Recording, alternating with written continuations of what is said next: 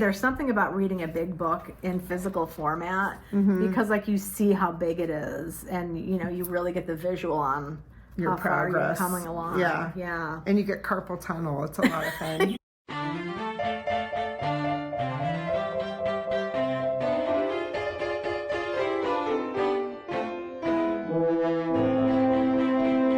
Hi everyone, it's the Book Cougars, two middle-aged women on the hunt for a good read. I'm Emily. And I'm Chris.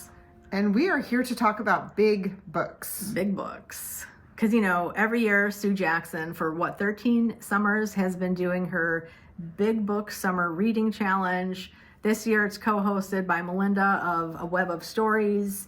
And it's about reading a book or more of 400 pages or more between Memorial Day and Labor Day.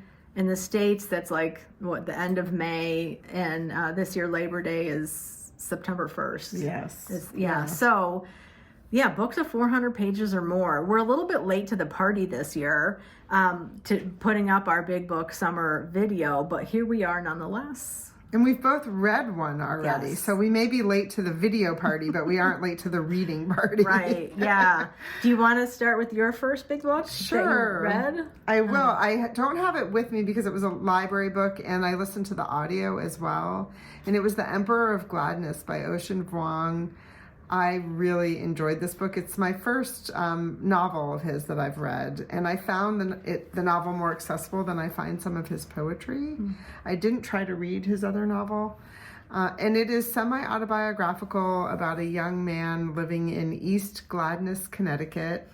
Ocean Vuong was raised in Glastonbury, Connecticut. And the opening of the novel, he is not in a good place and is actually considering jumping off of a bridge, and is stopped by an elderly woman named Grazina, and a relationship develops between them. And the story takes off from there, where he talks about his working life at a place that emulates the Boston market called the Home Market, and the friendships he makes there, and also his relationship with his mother and his cousin. It's a beautiful novel, and I highly recommend the audiobook as well. I thought it was really well performed. Nice. Cool. Well, I reread an old favorite, The Shining by Stephen King. This is a book I read for the first time in the late 70s, early 80s when I was a teenager-ish. Because I'm pretty sure I was like 13 or older. I'm not really sure. Really loved this book as a younger person because of the father issues. The father's the one who goes off the deep end. And then I read it in my 40s, and I was stunned to realize how much of it is about labor in the United States and how companies expect you to give all as an employee. Because there's a lot of issues about wanting to become a manager and being managerial material. And I was a manager at the time of a company that was going down the tubes. So it was very relatable. And now reading it, I'm 59 now. Still, those labor issues were very intense, as were the family issues. And it's just a really good story. When did it come out? I have a note here. It was published in 1977.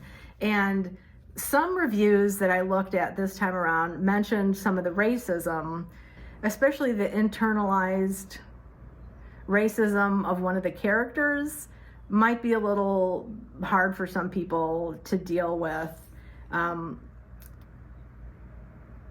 just say that about that. Really good. I wanted to, in the spirit of our year of reading ghost stories, which is what we're doing this year with the Book Cougars. This is one reason I picked this up as a big book, because it's also a ghost story. Our first read along of Q1 this year was The Haunting of Hill House by Shirley Jackson. So I thought I would just read a couple lines from The Shining.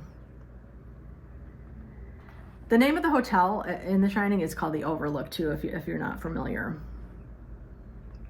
The Overlook was having one hell of a good time. There was a little boy to terrorize, a man and his woman to set one against the other, and if it played its cards right, they could end up flittering through the Overlook's halls like insubstantial shades in a Shirley Jackson novel. Whatever walked in Hill House walked alone, but you wouldn't be alone in the Overlook. Oh no, there'd be plenty of company here. So, dun, dun, dun, dun. yeah. And The Shining is on our ghost story bingo card. Oh, I forgot about that. Yes, oh it's right here. So yay for you. You got another square on your bingo card. Yeah, I need to really get going on my bingo card. I don't know what happened to it. So, Oh, you can't find it? Yeah. Well, I could get you another copy. I need to update Here. Thanks. Thank you.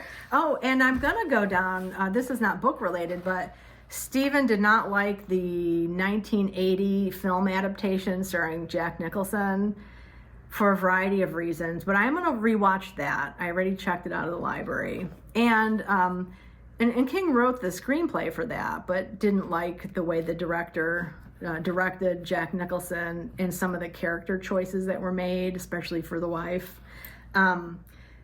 But in 1997, King wrote and produced a TV miniseries of The Shining.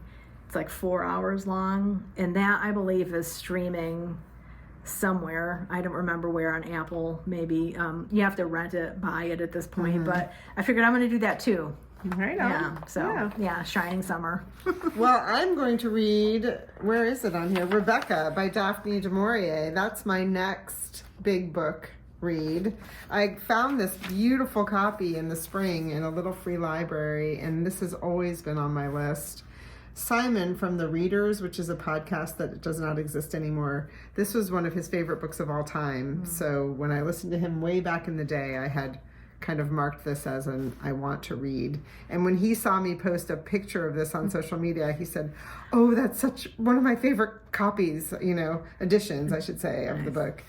And this has some adaptations also. I haven't had the chance to check those out. It also has multiple audiobook options, and I had thought I chose an option, and then there is a Goodreads thread on our Goodreads group page, and one of our listeners said, ooh, I didn't like that audiobook version. You might try this one. So I will put that in the show notes in the future and let you know which one I choose. The show notes of the podcast, I should say. But I am planning to bring this with me on a trip I'm taking, and I have set this up as a buddy read. That is what the Goodreads thread is that I'm referring to. Yeah. So if anyone would like to join me, I would love to have you. It's a classic ghost story that's often referred to, I think, in literature. And I don't know what they're talking about. It's really wonderful, like suspense, tension building. Ooh, Okay, good. I'm ready for that. I do feel like that's the kind of ghost story I'd like to read next. So good. Right. Yeah. So I'm going to share two more of the big books that I plan to read this summer. This is The Weight of Ink. This is by Rachel Kadish, and it is a big book. As you can see, it is, how many pages? 567. So this is recommended to me because I love People of the Book by Geraldine Brooks, right?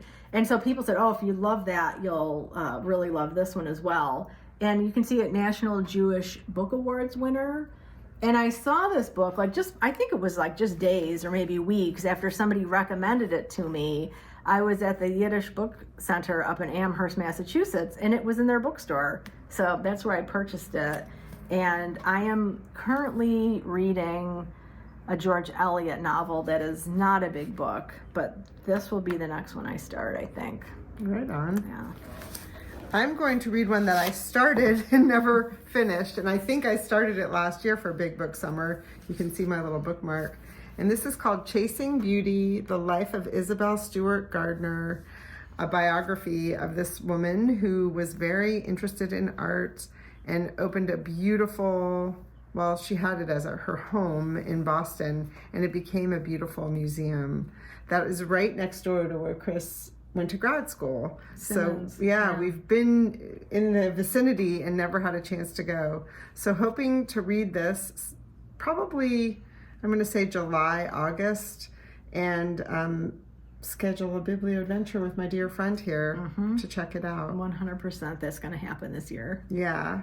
And I think there's an audiobook, but I think I'm going to stick with just the hardcover on this one because there are so many wonderful pictures, and I don't want to have to count on, putting down the audiobook and finding the hardcover. I want to just lose myself in it. Yeah.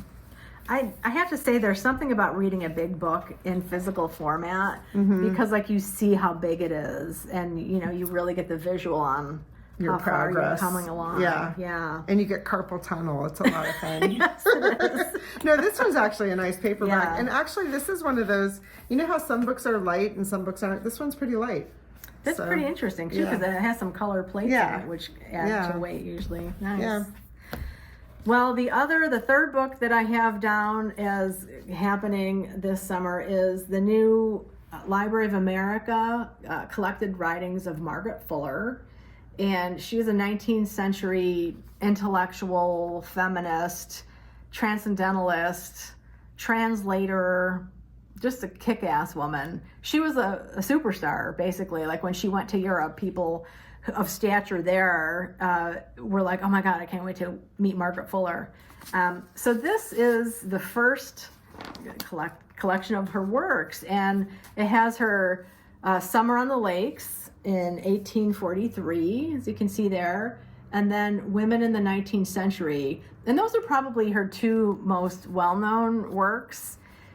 She was also a reviewer, so this collection has a lot of her reviews, nonfiction essays, some of her experimental fiction, letters, diary entries. It has a lot of different things. And, these are kind of small format books, and it comes in at 915 pages, it looks like. Yeah, with the bibliography, of course.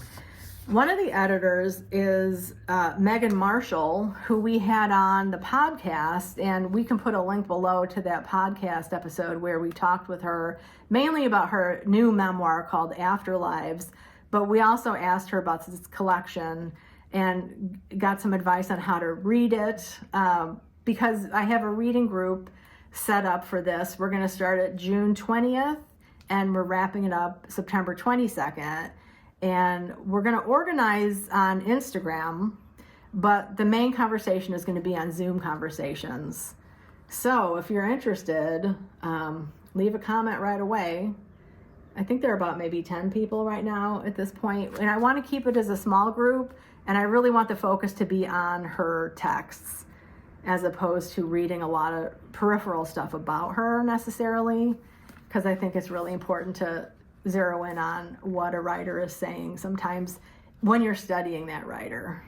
So, Margaret Fuller. Right on. I'm so glad you're digging into that. I know that's been on your super list. Excited, yeah. She had to put off Margaret Fuller last year. I know, because Moby Dick took over. I mean, he has a way of filling a room, and he kind of filled my head last summer, so Margaret got bumped. But, it's good timing, because I was going to read her Summer on the Lakes, I think. And then when, with this coming out, it's like, why not just push it back and read the whole shebang, right?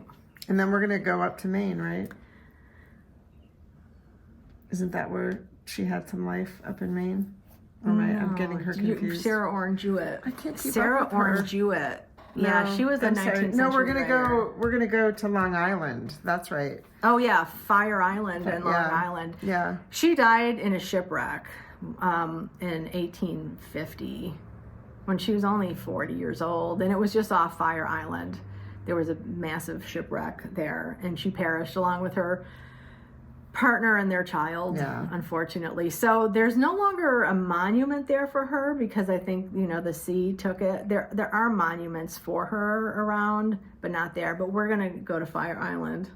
We tried to go last year, and unbeknownst to us, there was a big something going on. It was around the 4th of July, and it's a huge gay beach with a lot of partying, and they had warnings saying like you can't take your car because it's too much, so you had to take the ferry and foot it, and we're like, we're just here on Long Island for a casual day, right? We don't want to do that. And we were up also on the, what was that area called? North Fork, and then the South Fork. We started in the North Fork and drove around because we have to take the ferry to Orient Point. Right. And Fire Island is more, I think, central Yeah. Long Island. So it was also an event, a biblio adventure for another day. Which, we don't mind putting them off and having to do them again. And do not. I love that Chris does all the reading and I get to go for the drive and enjoy myself and, stop at a bakery or something. Well, you do all of that kind of stuff, which is super critical. The Yes. food, the routes, Yes. very important. Yes, we tag team it. Yes, absolutely. Okay, enough about us. Tell us what you're reading. Do you have any big books lined up? I didn't even tell the page numbers of mine. One of them, this one is coming in just around 500 pages, Chasing Beauty. This one comes in just around 400, just barely makes the mark. And same with Ocean Vuong's. I think it was 416. Yes. So I don't have any super chunksters, but we want to hear from you. Yeah, definitely. Let us know what you're reading. All right, everybody. We wish you lots of happy reading.